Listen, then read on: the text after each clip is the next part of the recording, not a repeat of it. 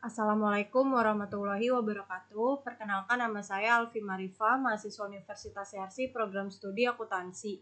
Jadi di video ini kita akan membahas ke topik ke-12, yaitu mengenai uji asumsi klasik, heterokedasititas, dan regresi data sekunder.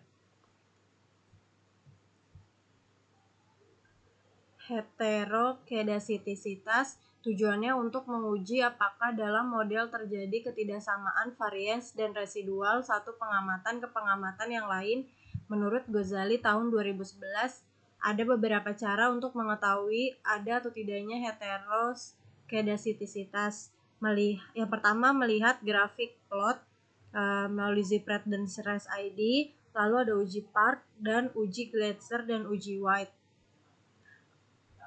Uji heteroskedasitisitas dengan grafik plot ZPRET dan SRAS ID. Grafik scatter plot melihat antara nilai prediksi variabel dependen yaitu ZPRET dengan residualnya SRAS ID. Deteksi ada tidaknya heteroskedasitisitas dapat dilakukan dengan melihat ada tidaknya pola tertentu pada grafik scatter plot antara SRAS ID dan ZPRET yang telah diprediksi.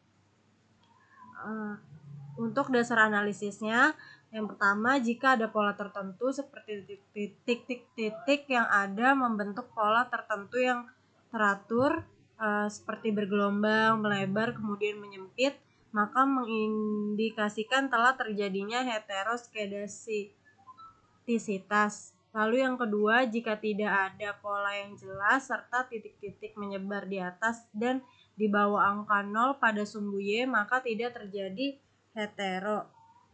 Kita langsung saja ke pengujiannya. Pertama itu kita klik analyze, kemudian regression, lalu linear. Di sini dependennya kita masukkan keuntungan, lalu di independennya kita masukkan aset dan harga saham. Lalu di statistiknya tetap estimate dan model fit. Di sini plotnya untuk Y-nya itu SRAS ID, lalu untuk di X-nya itu ZPRET. Kemudian continue, lalu klik OK. Ini merupakan hasil outputnya. Bisa kita lihat di tabel grafik scatter plot ini, di dependent variabelnya kan tadi keuntungan. Bisa dilihat bahwa titik-titik polanya itu nggak teratur, menyebar. Ada yang di bawah 0, lalu ada yang di atas 0. Maka dapat disimpulkan bahwa datanya tidak terdapat heteroskedasitisitas.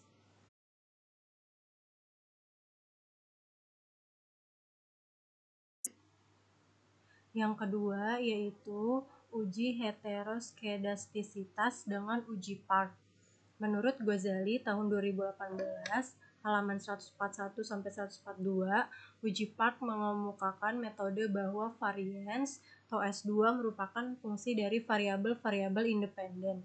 Apabila koefisien parameter beta dari persamaan regresi tersebut signifikan secara statistik, hal ini menunjukkan bahwa dalam data model empiris yang diestimasi terdapat heteroskedastisitas, dan sebaliknya, jika parameter beta tidak signifikan secara statistik, maka asumsi homoskedastisitas pada data model tersebut tidak dapat ditolak.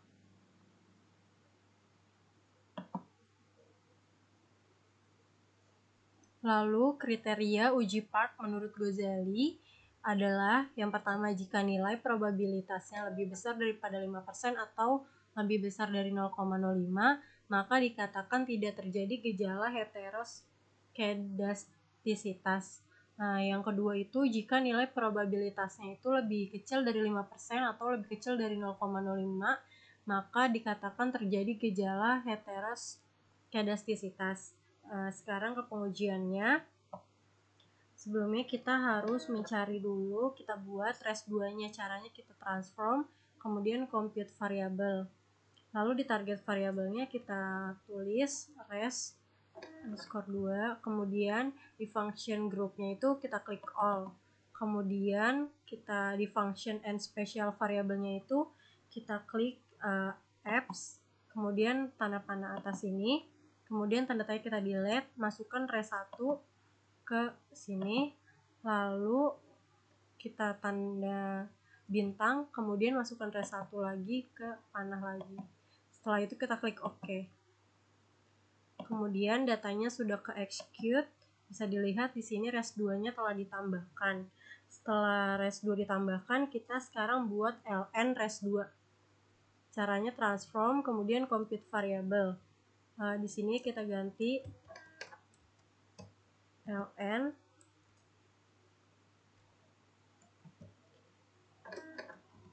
res 2. Function groupnya itu tetap all, kemudian di function and special variabelnya kita cari ln.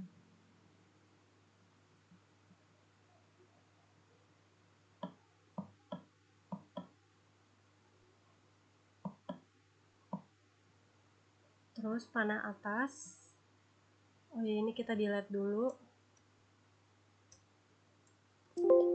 ln ini tanda tanyanya kita delete, kita masukkan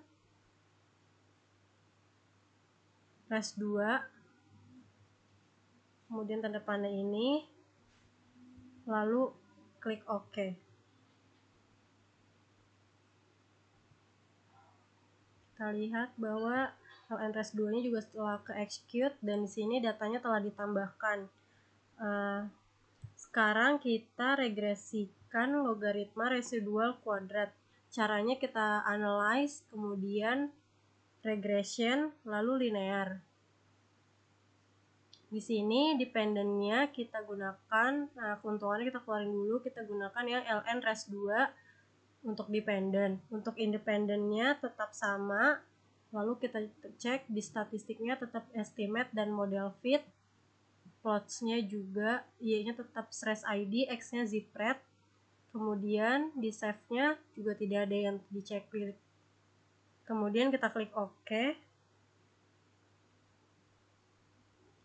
Lalu kita lihat ada di tabel koefisien. Nah, kita bisa lihat di nilai signifikasinya. Di sini untuk nilai signifikasinya untuk aset adalah 0,498, yang artinya lebih besar dari 0,05. Untuk harga saham, di sini nilai signifikasinya itu 0,887, lebih besar dari 0,05. Maka dapat disimpulkan variabel independen aset dan harga saham itu tidak terjadi heteros. Kemudian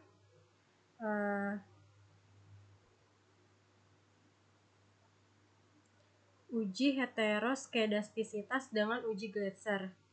Uji Gletser yaitu meregresi nilai absolut residual terhadap variabel independensi. Jika variabel independen signifikan secara statistik mempengaruhi variabel dependen, maka ada indikasi terjadi heteroskedastisitas. Lalu kita lihat, nanti di nilai signifikannya mempengaruhi variabel berdasarkan absolutnya, lalu tingkat kepercayaan adalah 5%. Kita langsung ke nanti bisa dilihat pada nilai probabilitasnya.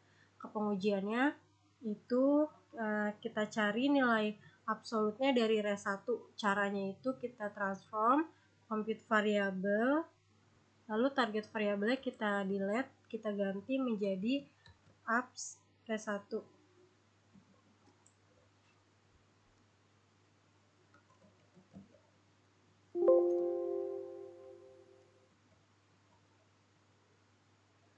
Ini kita delete, function groupnya itu tetap all, kemudian kita ganti menjadi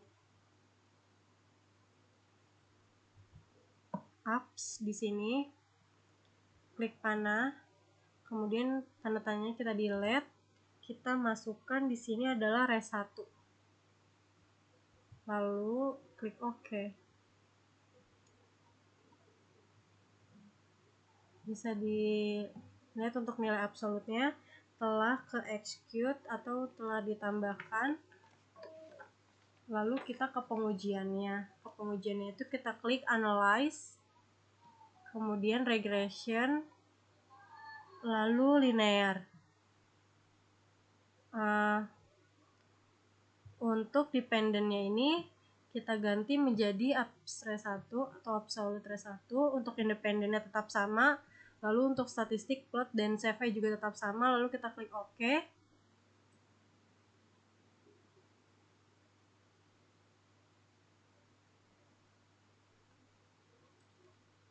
Kita lihat pada tabel koefisiennya di sini. Kita lihat bahwa untuk aset nilai signifikasinya itu 0,491 yang artinya lebih besar dari 0,05, dan harga saham juga nilai signifikasinya itu 0,880 yang artinya lebih besar dari 0,05. Maka kedua variabel tidak terjadi heteroskedastisitas. Selanjutnya kita ke regresi.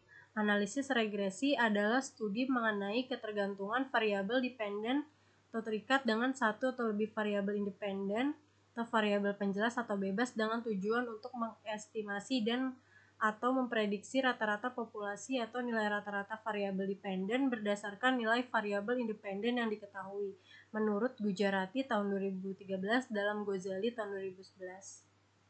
Kemudian tujuannya, hasil analisis regresi ini adalah koefisien untuk setiap variabel independen. Koefisien ini dihasilkan dari prediksi nilai variabel dependen dengan persamaan. Koefisien regresi dihitung dengan tujuan meminimalisir penyimpangan antara nilai aktual dan nilai estimasi variabel dependen berdasarkan data yang ada. Tabanik tahun 1996 dalam Ghazali tahun 2011.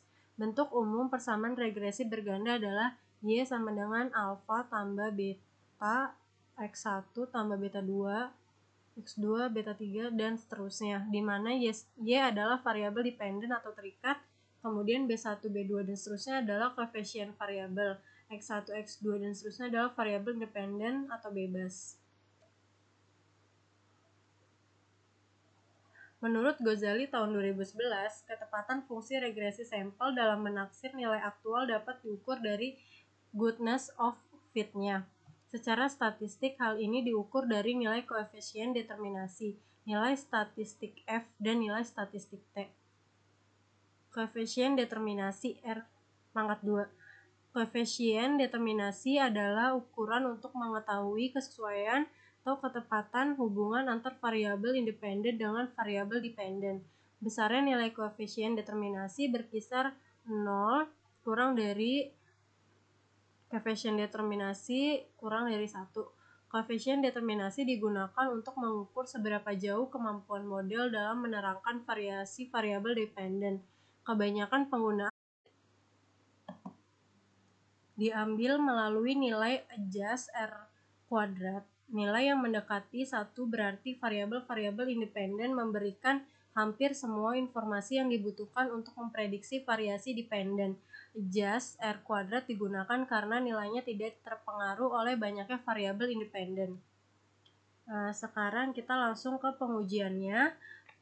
Pertama kita klik analyze, kemudian regression, lalu linear. Setelah itu untuk dependennya kita masukkan keuntungan, kemudian untuk independennya itu tetap aset dan harga saham, kemudian kita klik OK. Kita bisa lihat di tabel model summary. Di sini kita lihatnya di adjust R². Di sini kan hasilnya yaitu 0,955 atau 95,5%. Berarti variabel harga saham dan aset mempengaruhi dependen variabel keuntungan sebesar 95,5%. Sisanya itu kan 4,5%. Berarti dapat dipengaruhi atau dijelaskan pada variabel lain di luar variabel independen ini. Lalu diuji F, Uji F digunakan untuk melihat apakah variabel bebas mampu secara bersama-sama mempengaruhi variabel terikat. Nilainya dapat diambil dari tabel ANOVA dalam SPSS. Kriterianya adalah F hitung lebih besar daripada F tabel atau nilai probabilitas signifikasinya kurang dari 0,05. Jika memenuhi kriteria, artinya semua variabel independen berpengaruh secara simultan bersama-sama terhadap variabel dependen. Kita lihat di outputnya ini pada tabel ANOVA. Di tabel ANOVA ini nilai signifikasinya itu 0,000 yang artinya kurang dari 0,05. Maka semua variabel independen ini independen ini berarti harga saham dan aset itu secara simultan berpengaruh secara simultan pada dependen atau variabel keuntungannya. Lalu ada di uji T. Selain mengetahui kemampuan secara bersama-sama variabel bebas menjelaskan variabel terikat, juga perlu mengetahui apakah setiap variabel bebas juga berpengaruh terhadap variabel terikatnya. Untuk pengujian ini digunakan uji T. Kriterianya adalah T hitung lebih besar daripada T tabel atau nilai probabilitas signifikasinya itu lebih kecil dari 0,05. Jika memenuhi kriteria, artinya semua variabel independen berpengaruh secara individual terhadap variabel dependen. Kita bisa lihat di hasil output pada tabel koefisien. Di sini bisa kita lihat nilai signifikasinya untuk aset adalah 0,001 dan harga saham juga nilai signifikasinya adalah 0,001. Berarti yang artinya kurang dari 0,05.